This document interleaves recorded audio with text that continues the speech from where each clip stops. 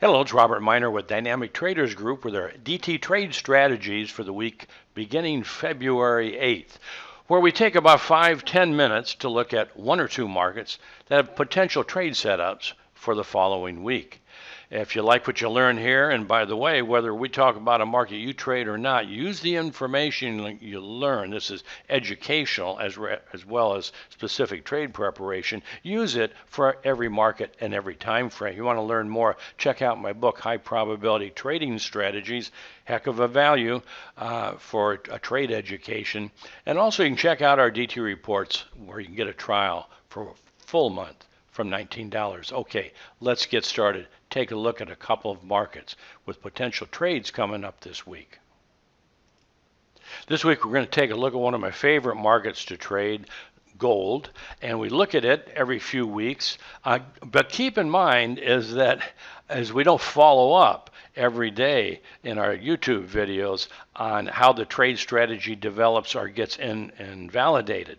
So if you're interested in trading these markets, you might want to consider a DT report where every day we follow up, and the trade strategies may change a little bit. What we can do in these weekend videos of a few minutes is alert you to potential setups and what the market can do to set up for a specific trade. That's what I'm going to do for you today, because the gold is coming into an interesting position that we've been looking for over the past several weeks in our DT reports. Here we are with the weekly data. This is the April contract for gold, and as you can see, we've been sideways to down since all the way back last August. This is very much a corrective kind of pattern, and any time that we're in a position to complete a weekly low, that's a low that's going to last for at least 3 to 4 weeks, we're in the position to complete a higher time frame correction. Well, we're reaching the extremes for a position of a weekly low again. So let's take a look at the technical part of it. We'll start at the bottom of the chart. Here is the weekly momentums. The relatively short look back 8 has already turned bullish a couple of weeks ago, but the market just went sideways. So how I always term it and describe it when we make momentum bull reversals is the market should then be sideways to up when they make bull reversals. Well, we've been sideways, and actually after this week a bit down. And partly why is that is, well, the 13 look back is bearish. Typically, we don't have a high confidence that we're completing a weekly low until we have what's called a dual look back momentum reversal. And that means the shorter look back 8, it's usually the 8 and the 13 are the look backs we use. The 8 has turned bullish with the 13, just the fast line, oversold. We only need the fast line to be oversold.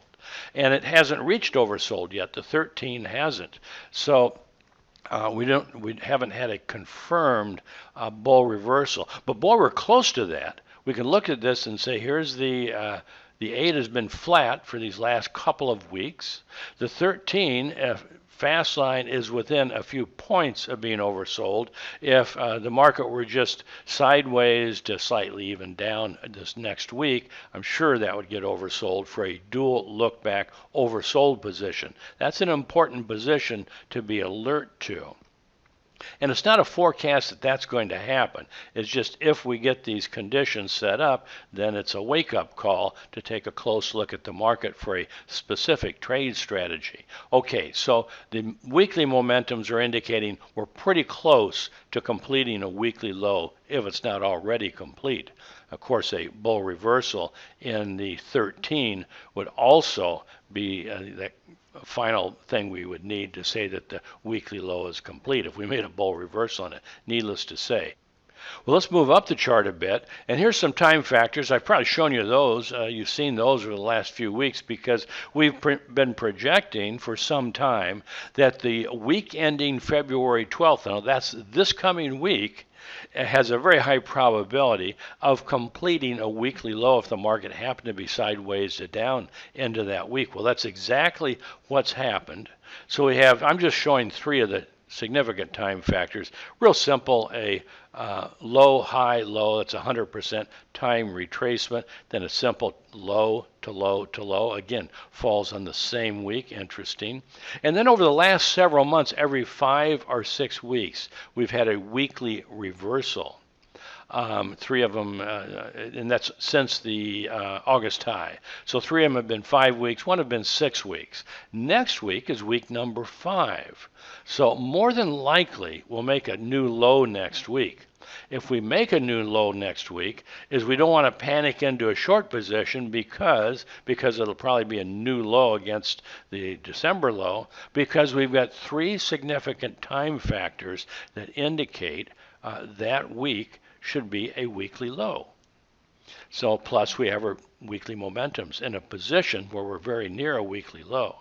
So new lows are not something to panic about. New lows are a wake-up call to be alert to identify go-long strategies. So that's what we're going to be doing. This area around 1762 to 1737 is a significant support area if gold should continue to decline. Again, it's not a forecast it'll get there. But if gold does decline, reaches around 1762 or so, it would be in the 100% alternate price projections. There's also called measured moves of past declines. It would be 100% of this past decline, and it'd be 100% of this net decline, this ABC decline. And there's some other time or price factors in there as well, but those 2 are pretty significant. So all in all, time, price, pattern, momentum, everything's coming together for a probable weekly low next week if it wasn't completed this past week. So let's take a look at the daily and see if we have any specific trade strategies. So here's the daily data, and we've been anticipating, again, a new low for gold for some time. We finally made it this past week, so we're fulfilling most of the outlook that we're looking for. The one key, the ideal, the letter to Santa Claus, so to speak, is we do make a new low next week. That would be the ideal. So we had a sharp day down on Thursday, a little inside up day on Friday. Just in general, reversals aren't made on inside days. These are just days of indecision, a little bit of reaction against this. More than likely, we'd continue lower. Again, not a forecast, but if we do, it would be expected, and it would fulfill the time factors and a bunch of other stuff to potentially complete pretty significant low next week. So we've got some daily time factors next week on the 10th and 11th. That's Wednesday and Thursday. And then let's take a look at our daily momentums. They're still bearish. The 8 is already oversold. It's still bearish, but oversold. And the 13 fast line is not yet oversold. So once again, ideally is they'll get dual look back oversold before they complete a daily low, which in this case should correspond with a weekly low. So that's what you want to be alert for this coming week in gold. Now, I know silver's had a wild week, completely different sort of technicals and fundamentals going on with it. But even before this past week, and I'm not even going to bring a chart up at silver because it requires too much explanation, but even before this past week, we've been noting for several weeks how silver has been relatively strong compared to gold. So if gold makes a low this next week and makes a reversal, silver is going to trend and make a reversal and trend in the same direction. So you can take a look at any of them as well as the GDX if you like the GDX or mining stocks. So what if gold doesn't continue lower next week? Again, we don't forecast, we look for a setup.